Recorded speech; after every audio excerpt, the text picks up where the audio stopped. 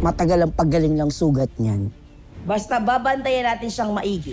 Hihintayin gumaling at magising.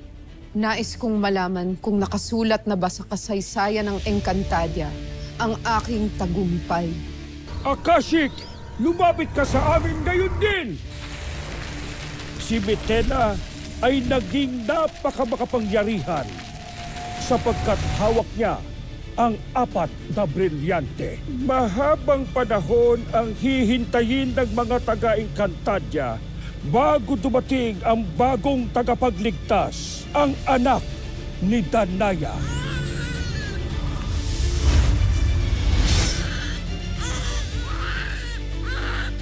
Malakas talaga ang kutob kung may nangyaring masama sa kanilang dalawa ni Danaya. Anong gagawin natin sa batang yan? Eddie, akin na tong batang to. Huwag kayong matakot para sa anak ni Danaya.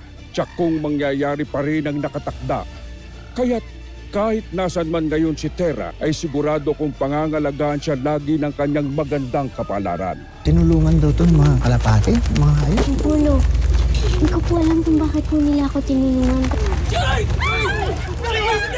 Nakita ko po talaga kung paano siyang tinulungan Natagpuan niyo ba ang sinasabing anak ni Danaya? Halos nilibot namin ang buong Encantadia. Ngunit kami nabigo sa paghahanap sa anak ni Danaya. Sa nakita kong lakas ng iyong kapangyarihan, ay naniniwala akong walang sino man dito sa Encantadiang makakadaig sa'yo. Kung nasaad sa Akashic na ang anak ni Danaya ang magiging tagapagligtas ng buong Encantadia, ang ibig sabihin, mayroon siyang kapangyarihang makakapantay sa akin. Ituloy ninyo ang paghahanap sa anak ni Danaya. Hindi siya makakatakas sa magiging malagim niyang kapalaran sa aking mga kamay.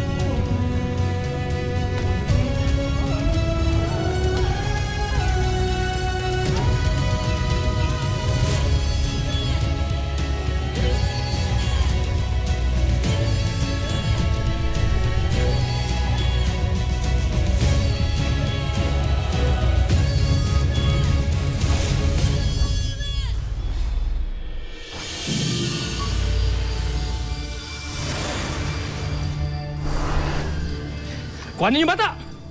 Hindi! Wag! Hindi pwede! Hindi pwede! Masasaktan yung bata! Hindi pwede! Tawan niya ako! Hoy! Huwag niyo pong sasaktan si nanay! Pwede ba? Ibaba mo na yan. Hindi naman kailangan yan Kuhanin yung bata! Wag! Wag! Wag! Tawa mo! Bakilin niyo na ako! Wag lang anak ko! Iwan yung bata! Wag! Halika mo! Wag! Tama na ba?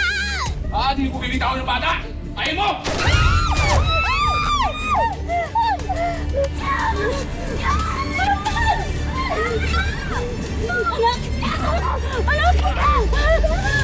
Tama na ba? Huwag niyo pong sasaktan si nanay! Sisama na po ako sa inyo! Kung gusto niyo po ako parusahan, sige po, bahala po kayo! Huwag niyo po idadamay si nanay tsaka si lolo! Matapang ka talagang bata ka! Apo! Walang iya ka talaga. Hoy! Kala ko matapang ka! Kayo! Tama na yan, Victor! Sumasobra ka na! Pati ba sa pinapatulan na hindi ka na nahiya sa sarili mo? Ay, matanda! Manahimik ka dyan, ha? Huwag kang matigaw, saktan ko! Subukan mo, Victor! Subukan mo lang saktan ng bata! Hindi kami makakapayan! Tama na yan, Victor! Tigilan mo na yan! Hindi na tama yan! Mga bata at mga ibon na pala kaya nyo eh! Sabi na, Victor!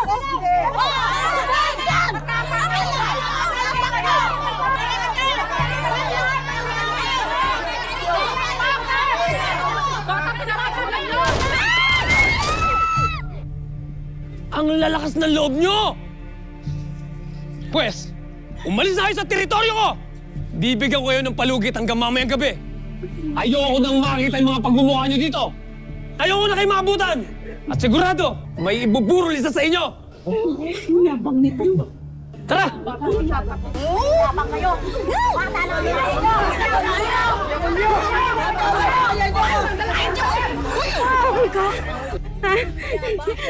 Masakit ba?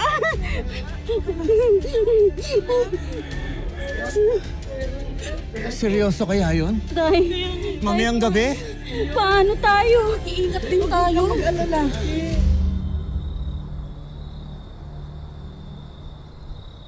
Pasensya na kayo, pero wala akong magagawa para mamagitan kila Victor. Kap, bakit mo naman nasabi yan? Ikaw ang kapitan dito. At alam naman natin lahat na government property ito. Pinagkikitaan na nito. Nila, di ba? At saka kayo po ang kapitan namin. May karapatan kang mamagitan para sa amin lahat. Pero Mang Javier, ang dami pong koneksyon ni Victor na mataas sa tao. Kaya malakas ang loob nun. Baka po, pag ako ang pumalag, makita na lamang ako ng pamilya kong lumulutang sa ilog. At hindi ho malayong mangyari yun. Ang tangi ko na lamang pong maitutulong sa inyo, makipag-ugnayan sa ibang barangay na at baka pwedeng saluhin nila kayong lahat. Babalikan ko po kayo. Maiwan ko na po kayo. Saan na kami nagkapunta? Sa ibang barangay. Bakit kami madadamay sa galit ni Victor? Wala naman kaming kinalaman dito. Ito kasing si Tere. Ito ang may kasalanan eh. Uy, Jonah, huwag mo nga sinisisi anak ko. Bakit? Nanindigan lang siya para sa iba natin mga kapitbahay ah. O ngayon, saan tayo dadalhin ang paninindigan ng batang yan? Sa kalye? Lahat tayo ngayon pinapalayas na dito. Pasensya na po kayo. Sorry po kung nadamay ko po kayo. Hindi ko naman po inisip na palalayasin po nila tayo eh. Huli na yung sorry mo. Uy, tama na. Sumusobra ka naman na. Alam niyo mga kapitbahay, baka mas mabuti huwag na muna tayo mag-away-away ng ganito. Hindi naman nakakatulong, di ba? Kailangan mas mahinahon tayo para makaisip tayo ng solusyon dito sa problema natin. Sama-sama naman tayo dito eh. So huwag na tayo mag-away-away. Pwede ba?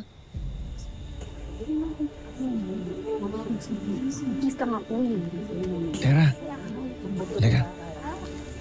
Mabuti siguro. Umuwi ka na muna. Aantay mo na lang kami ng nanay doon, ha? Tsaka, mukhang mainit sa'yo si Chona, eh. Pagbigyan mo na yun, ha? Sige, umuwi ka na muna. Tara, Kay.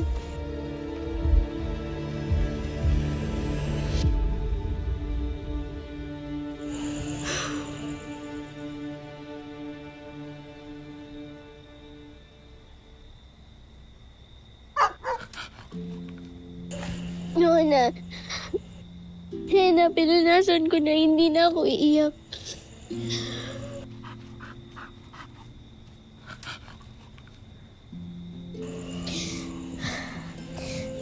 Pero, hindi pwedeng mapaalis kami dito. Kailangan ko gumawa ng paraan.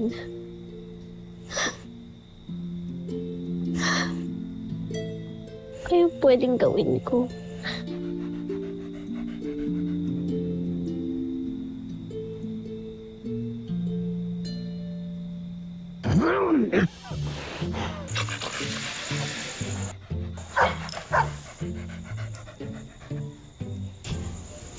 Kay,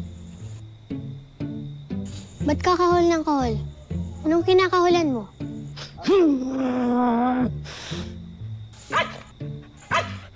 Aso! Bakit ba ang ingay-ingay mo? Ginagambala mo ang aking pamamahinga! Nararamdaman ko ang dugo ng batang ito. Hindi siya gaya ng iba. Bakit kakaiba ang nararamdaman ko sa kanya? Kay, tama na. Malalaman ko kung ano ka ba talaga.